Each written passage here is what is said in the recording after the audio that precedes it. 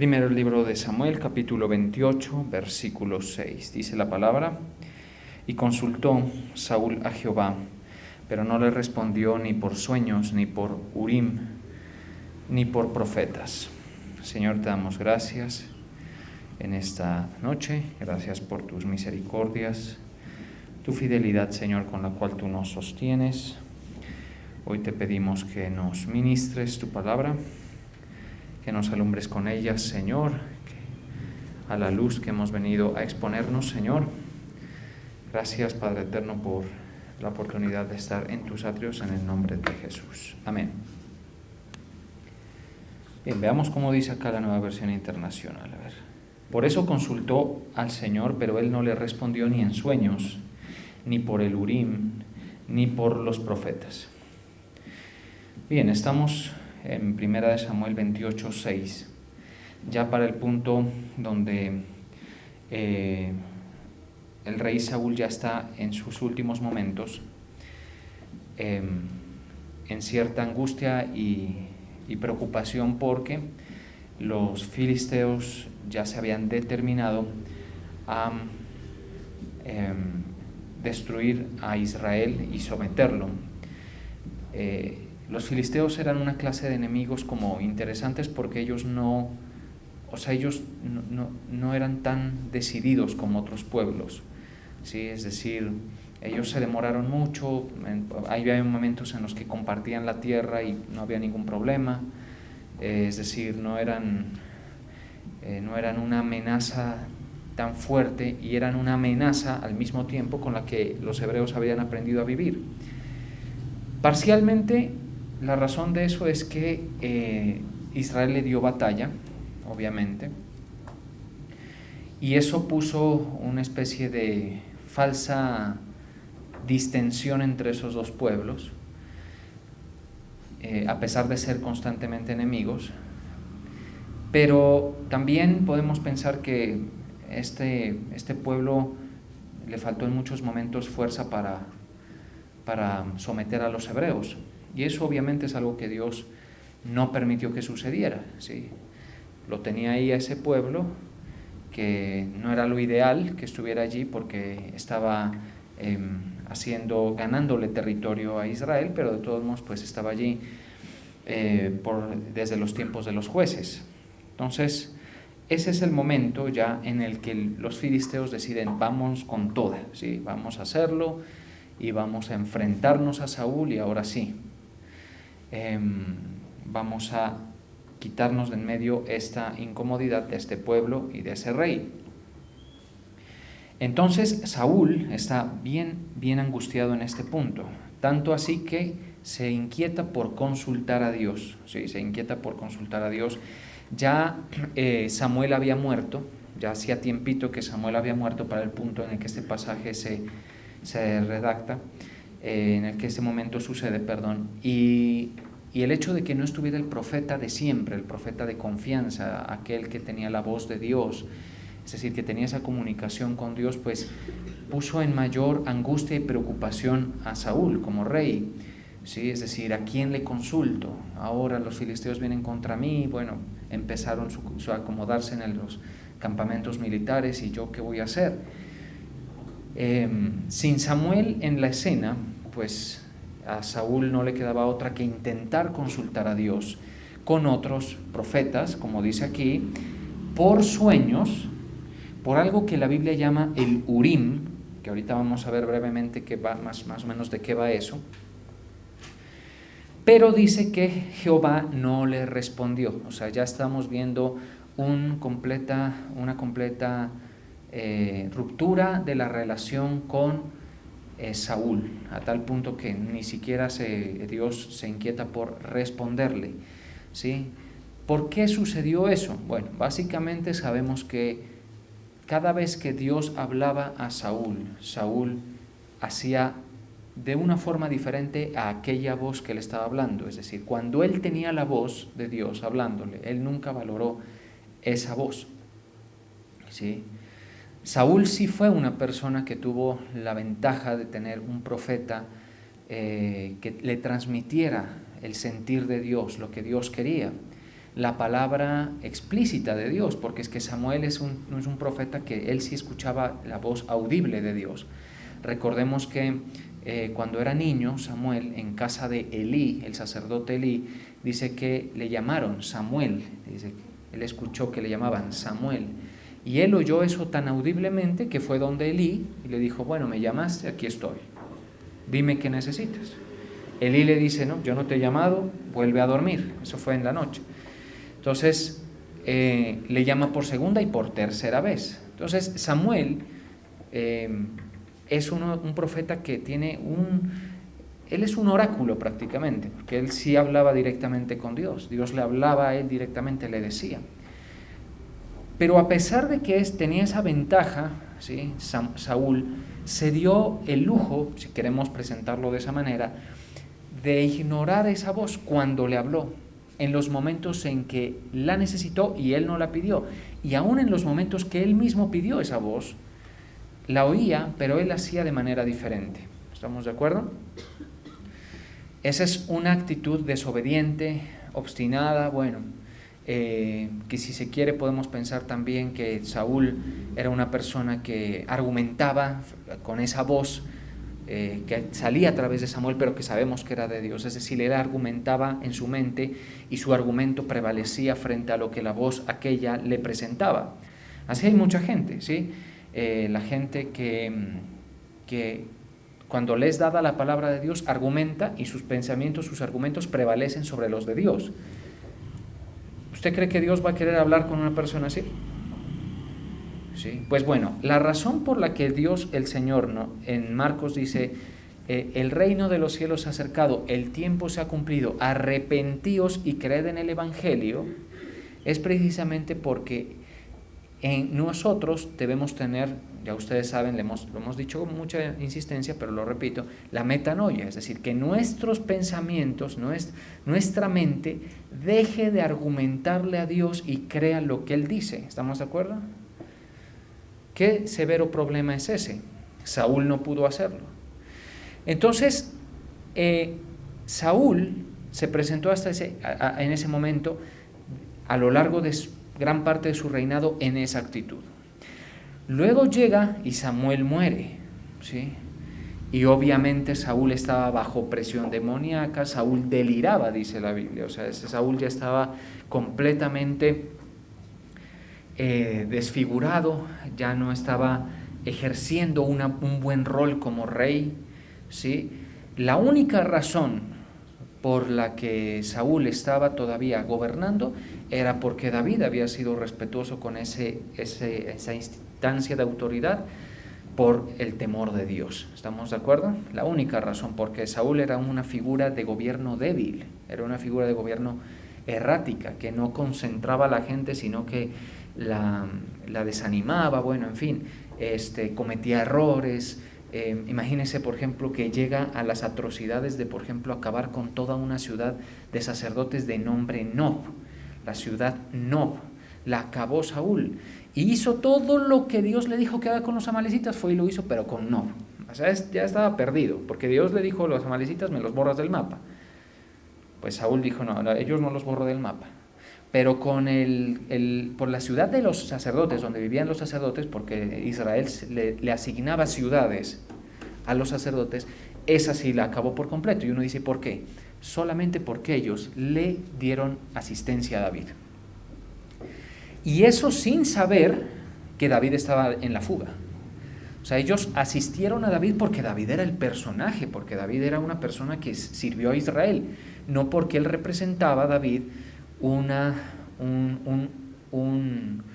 corriente de rebeldía contra el rey Saúl, de ninguna manera.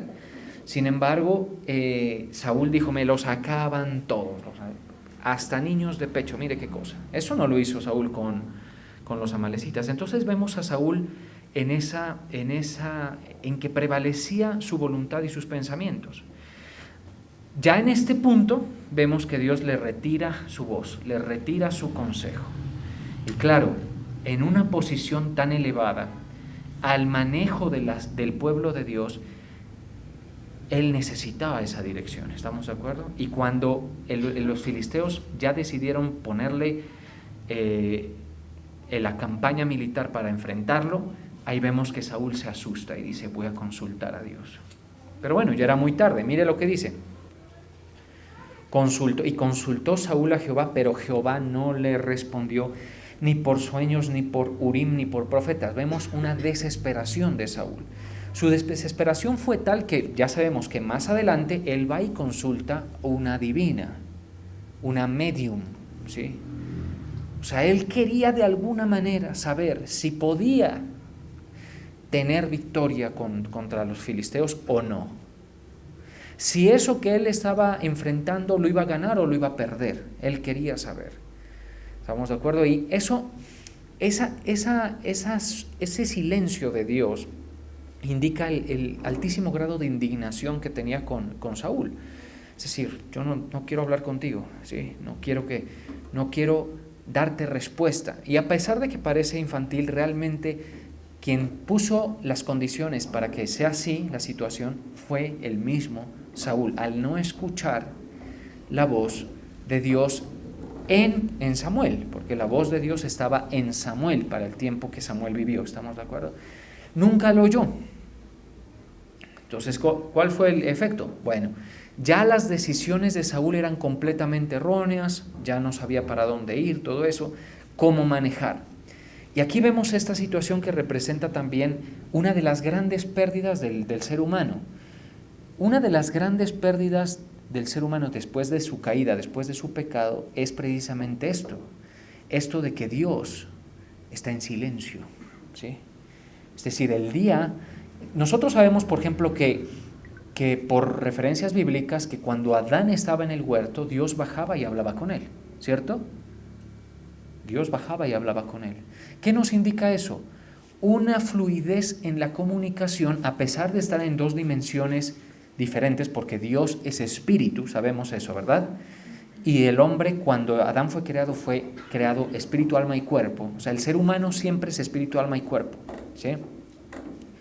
Entonces, y Dios puso a cargo al ser humano de lo que es la tierra, que es esto que vemos, el planeta, ¿sí? Pues imaginemos el viaje de Dios, digámoslo así, desde su trono, desde sus cielos, que es un lugar espiritual que por lo que uno puede pensar está por fuera de todo lo que nosotros alcanzamos a ver en el espacio, ¿sí? Y él venía y hablaba con Adán, ¿sí? Venía y hablaba y todo, y bueno, y le puso y le dijo, de este árbol comes, de este árbol no comes, bueno, yo te voy a dar una mujer, bueno, tantas cosas que le pudo haber dicho, ¿estamos de acuerdo? Esa es una de las grandes pérdidas, no solamente el hecho que Dios dijo, el día que del árbol comas ciertamente morirás, y que sabemos que el hombre muere en 3 dimensiones, eso lo hemos estudiado, ¿cierto? Sino además de eso, el hecho de que Dios se repliega y guarda silencio, y ahora es un Dios silencioso, Él. Sí, es un Dios que con la mayoría de gente no quiere hablar, ¿sí? Solamente personajes en la Escritura con un altísimo grado de justicia propia, digámoslo así, que es basada en la fe, sabemos que es en la fe, en el Antiguo Testamento, ¿sí? Lograron esa como reconexión con Dios. Ejemplo, Enoc, ¿sí? Logró eso. Dice que anduvo Enoc con Dios y fue transpuesto para no ver muerte, ¿sí? Enoc, séptimo de Adán, creo que es, ¿cierto?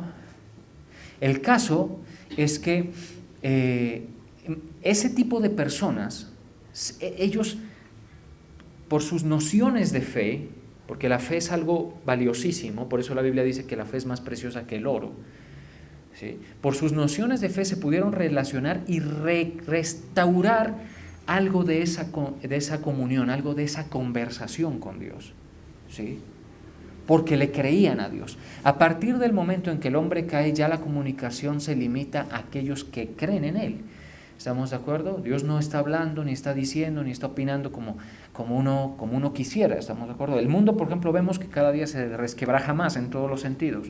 Guerras y rumores de guerras, como las que vemos hoy, y muchas otras cosas. Y Dios en silencio. ¿Sí? Dios en silencio. Eso no significa que no nos ame, y eso no significa que no le importe lo que pasa aquí. Le importa tanto que Él mandó su solución, Él envió su solución. Pero el ser humano ha estado en esa ruptura por años, pero se acostumbró a vivir así. Es decir, la gente no está, a Saúl al menos, en el sentido, porque él vivió esa experiencia de ser alumbrado por la voz de Dios. Cuando no la tuvo, la intentó recuperar. El ser humano se ha acostumbrado a vivir sin el consejo de Dios. ¿Sí? Hace, dice y piensa sin que Dios aparezca ni siquiera en sus pensamientos. ¿Sí? Hasta que le es notificado a esa persona que Dios está dispuesto a la relación. Nosotros, por ejemplo, somos un grupo de personas que nos ha sido indicados, nos ha sido predicado que Dios está dispuesto a volver a hablar. ¿Estamos de acuerdo? Pero obviamente en los términos que Él diga. ¿Estamos de acuerdo? Dios está dispuesto a volver a hablar. Dios está dispuesto a dejarse escuchar nuevamente, a mostrar su voluntad. Pero Él dice entonces, necesito que ustedes acepten esto, yo les doy este mecanismo, sálvese con el mecanismo que yo les doy, que es el sacrificio de Cristo. ¿Sí?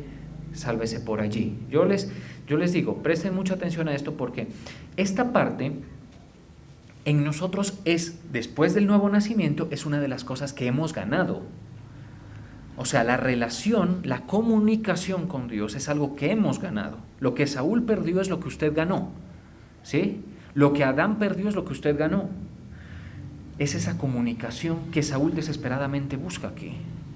Yo necesitando que le diga, voy a la guerra, no voy a la guerra.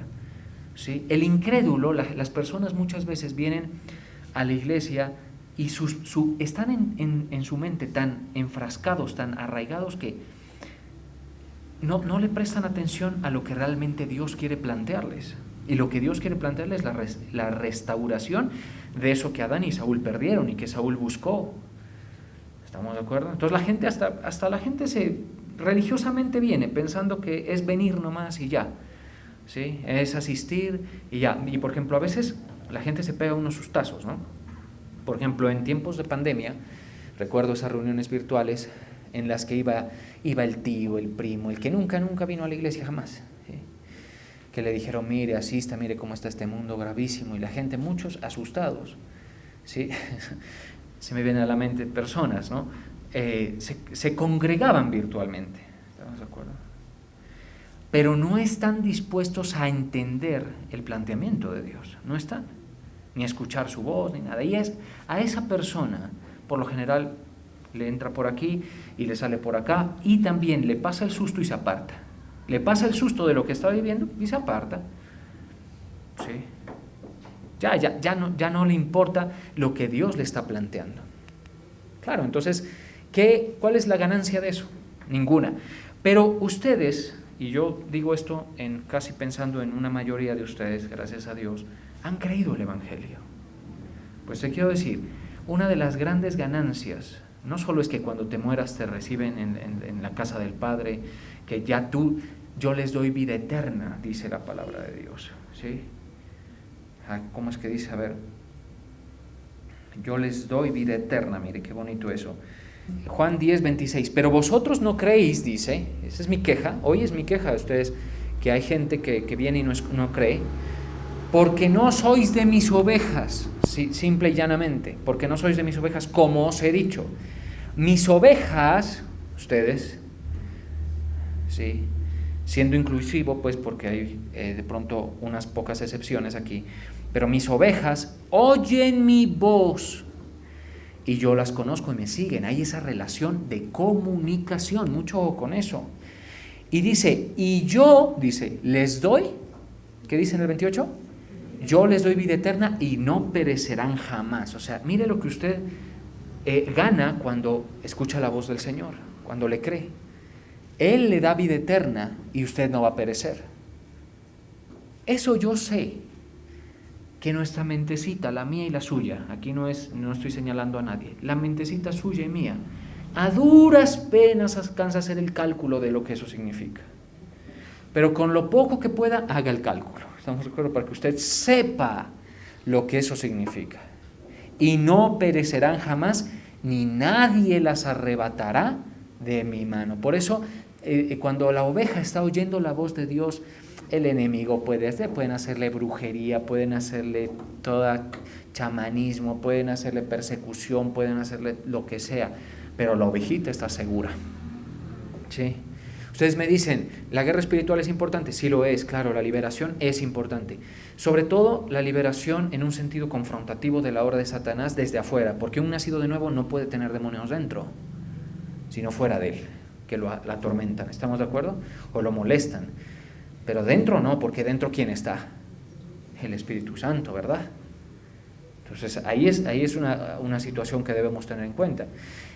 La guerra espiritual está bien, pero si tú quieres ir a la fija seguro, solamente ocúpate de escuchar la voz de Dios. Esa voz que Saúl procuró recuperar, que nunca lo logró. ¿Estamos de acuerdo? Eso, tú eres su oveja y nadie va a arrebatar de la mano del Señor a ti que eres su oveja. Pero si tú estás dormido cuando estamos predicando, si tú no estás entendiendo el planteamiento de Dios, si tú solamente estás religiosamente buscando escamparte de alguna lluvia de tu vida, porque está lloviendo afuera y te vienes a meter aquí de pronto por alguna razón, ¿sí? Estás bastante mal. Bueno, pero yo sé que ese no es el caso de una buena parte de ustedes. Entonces, yo les doy vida eterna. Además de eso, de que nosotros tenemos vida eterna, tenemos herencia entre los santificados, perdón de pecados y herencia entre los santificados. Nosotros tenemos eso que Saúl perdió, esa comunicación, ¿estamos de acuerdo? Y eso que Adán perdió. Y eso, si tú lo usas, te va a hacer mucho bien, porque entonces tú puedes consultarle a Dios, tú puedes hablar con Dios. Eso es oración, ¿estamos de acuerdo? Eso es oración. Y le puedes decir, Señor, mira, tengo estas 2 carreras, ¿qué hago? Señor, mira, se me presenta esta oportunidad, ¿cómo lo manejo? Y el Señor, que está en otra dimensión, con algo que está dentro de ti, que es su Espíritu Santo, va a generar una respuesta. Ahora, si volvemos al 1 de Samuel 28:6, vemos que Saúl consulta a Jehová por sueños y no le responde ni por Urim, tampoco le respondió ni por profetas, el silencio total de Dios.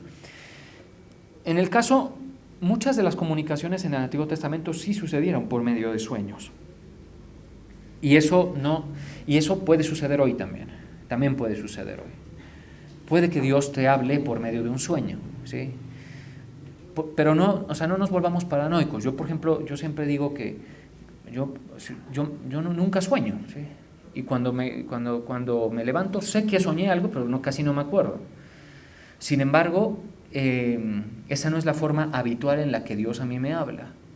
La verdad, no es la forma habitual en la que Dios a mí me habla. A mí Dios me habla desde adentro. Ya les voy a explicar cómo funciona eso para que ustedes lo traten de buscar. Y Jehová no le respondió ni por sueños, entonces, ni por Urim. El Urim y el Tunim eran 2 piedritas que en la cultura hebrea se usaban para discernir la voluntad de Dios. ¿Sí? En el entendido que una piedrita significaba un sí de Dios y el otro significaba un no de Dios. Y estaban dentro de una bolsita que el sacerdote ponía dentro de su pectoral. Y la tradición judía, no soy yo quien lo dice, dicen ellos, dice que al momento de presentarse una situación, ellos buscaban los sacerdotes buscaban dentro de su bolsita donde estaban las 2 piedras, Urim y Tunim, y como no podían discernir con la mano cuál era cuál, lo que saliera, esa era la respuesta de Dios. Dios nunca se mostró en contra de eso, pero tampoco Él no dijo hagamos esto, ¿sí? O sea, no se sabe realmente el origen de esa práctica, realmente no podemos determinarla así. Si fue Dios quien lo dijo, eso así explícito no está en la Biblia. Pero Dios tampoco dice por ahí no me consulten, o sea que ahí eso queda, ¿sí? Obviamente ese era un intento, ¿sí?, de estar asegurándose de discernir bien la voluntad de Dios, ¿sí? Nosotros no tenemos esas necesidades. Eso está bien para las épocas en las que el Espíritu Santo no estaba sobre una persona o dentro de una persona. ¿Estamos de acuerdo? Pero para nuestra época es diferente. Ni por profetas. Los profetas, eso sí, operan en el Antiguo Testamento y operan en el Nuevo Testamento, pudiendo ser la voz de Dios en alguna situación particular, ¿estamos de acuerdo? En algún punto particular, para nuestra toma de decisiones y para el manejo de nuestra vida en todos los días, porque usted ya tiene esa recuperación de lo que, insisto, Saúl perdió. Entonces, pero Dios no le respondió. Ahora, en nuestra época, nosotros sabemos que la forma de relacionarnos con el Señor es cuando recibimos el Espíritu Santo. El Espíritu Santo tiene un rol tan importante, ¿sí?, que mire lo que dice en Juan 16:13. Pero cuando venga el Espíritu de verdad, Juan 16:13 dice, pero cuando venga el Espíritu de verdad, Él os guiará a toda la verdad, porque no hablará de su propia cuenta, sino que hablará todo lo que oyere y os hará saber cosas que habrán de venir. Mire, que habrán de venir, cosas del futuro que no sabemos. El Espíritu Santo nos las va a hacer saber. Una referencia a eso precisamente es la revelación que Dios le dio al apóstol Pablo, a todas las personas que Dios usó para establecer aspectos claves de doctrina y también aspectos claves proféticos. Ojo a esto. ¿Por qué la gente muchas veces no se puede conectar? Bueno, la primera, hay que descartar que no tienen al Espíritu. Esa es la primera, ¿estamos de acuerdo? Se me dirá, pero yo no sé de qué es que están hablando. O me he equivocado tanto que yo no sé si fue Dios quien me dijo. Bueno, una primera posibilidad que debe estar en tu mente es que no tenga el Espíritu Santo la persona. Y no la tenga por el sencillo acto de que no ha creído el Evangelio.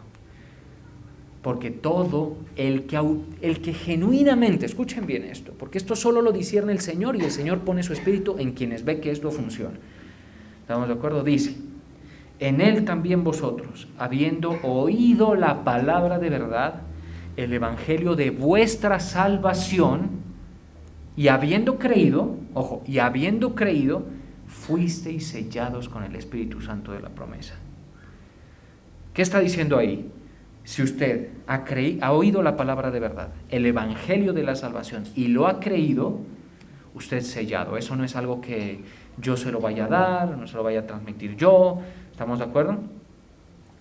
Si usted cree, Dios puede usar a alguien, como en el libro de los Hechos dice, y cuando les impusieron las manos, recibieron al Espíritu Santo. ¿Estamos de acuerdo?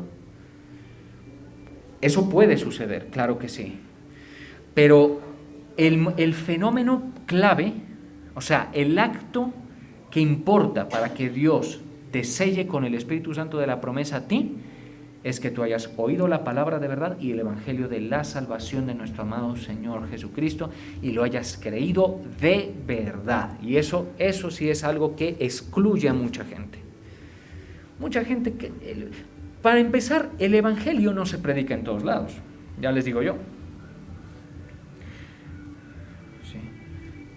Si usted el Evangelio, por ejemplo, y en esto quiero ser muy respetuoso, yo no soy nadie para señalar a nadie, pero uno sabe, por ejemplo, de lugares donde se congregan personas en torno a lo que ellos llaman Cristo, donde se predica cualquier cosa, pero cualquier cosa, que te va a ir bien, que vas a alcanzar, que tu potencial, que te empoderes, que las relaciones, que cómo superar al ex, que cómo mejorar esto o aquello, de todo se ve, de todo, ¿sí?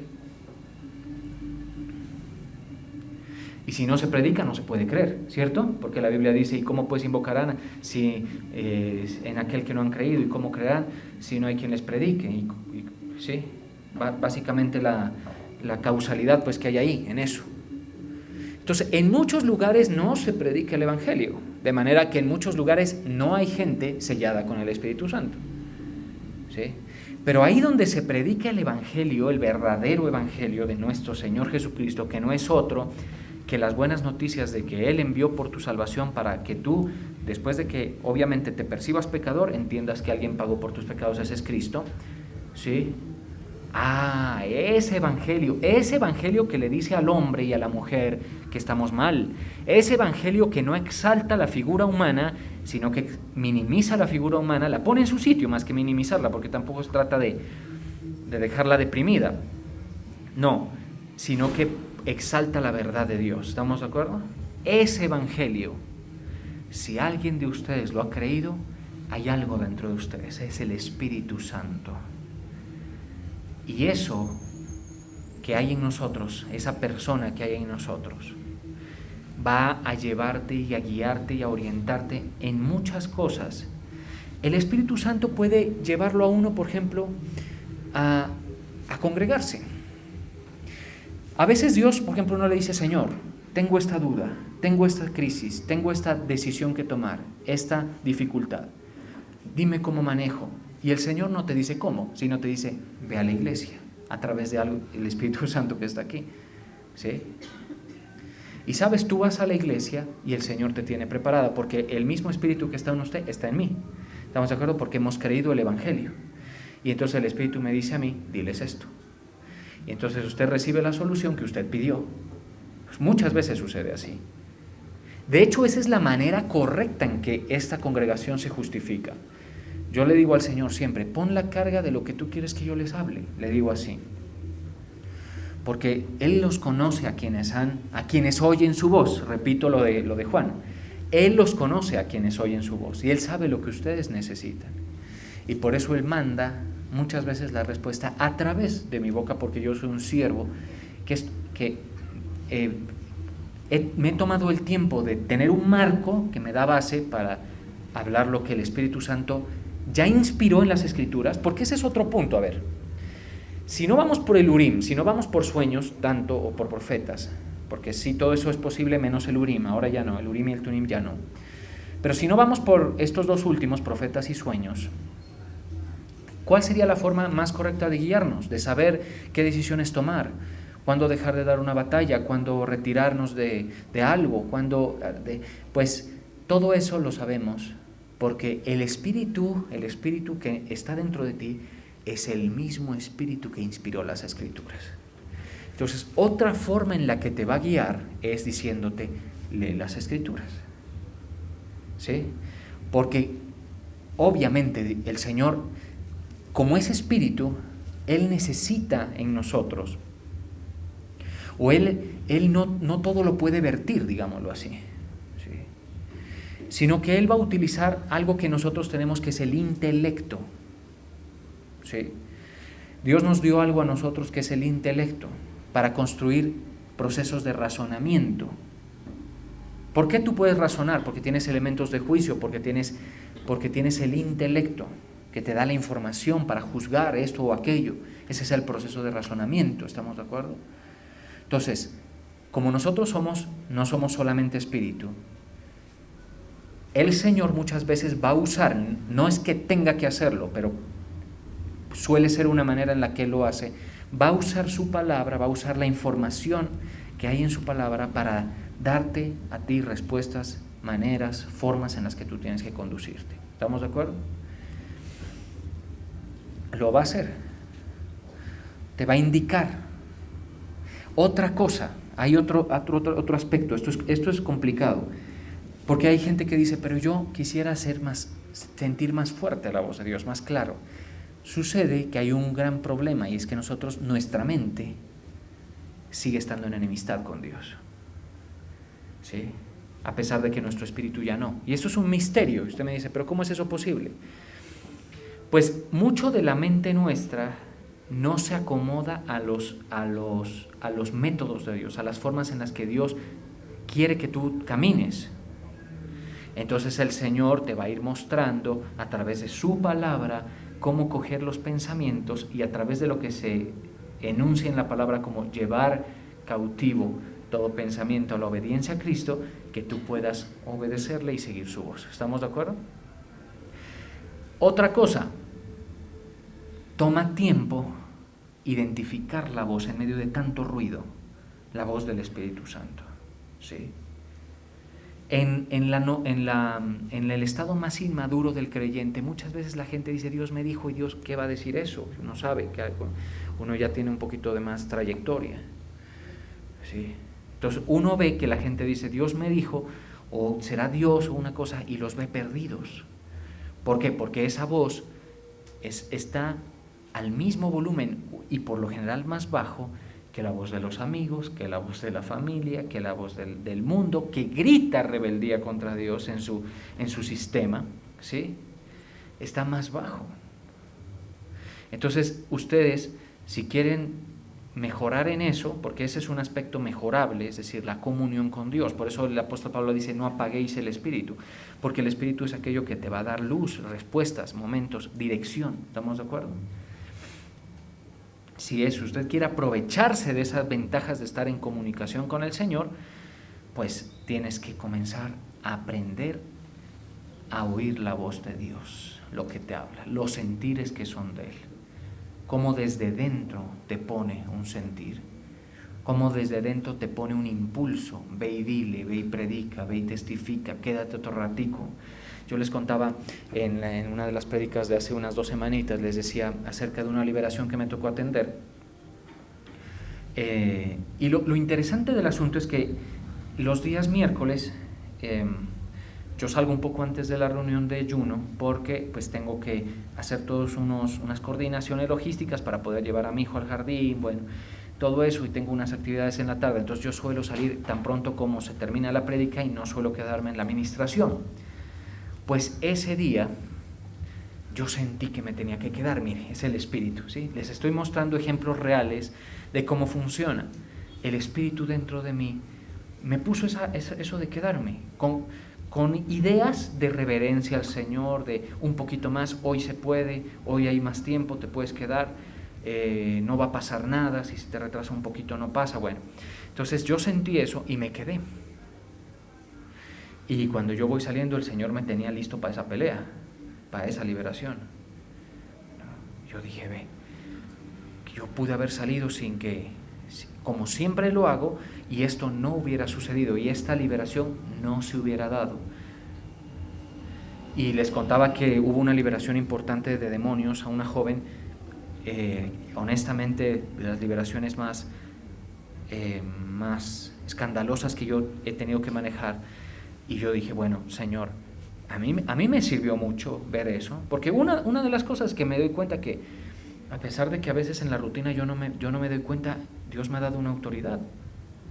2, yo puedo servir en ese sentido, ¿estamos de acuerdo? También el hecho de que yo haya estado dispuesto a escuchar la voz de Dios en ese aspecto pequeñito, pudo darle solución a esa familia, que usted viera cómo lloraban cuando estaba en la escena.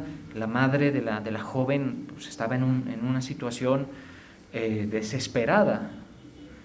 Sí, y eso claro, vas al hospital y no te lo solucionan, a menos pues que lo adopten o prácticamente la ceden a la persona, ¿sí?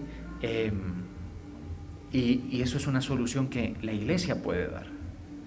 Entonces, usted, los verdaderos hijos de Dios, ojo a esto, son guiados por el Espíritu. A ellos solitos, escúcheme muy bien, Dios les dice lo que hay que hacer, cuánto hay que dar, así es, no se molesten por eso. A ellos solitos les dice cuánto tienen que ir, cuándo deben estar en un lugar, solitos.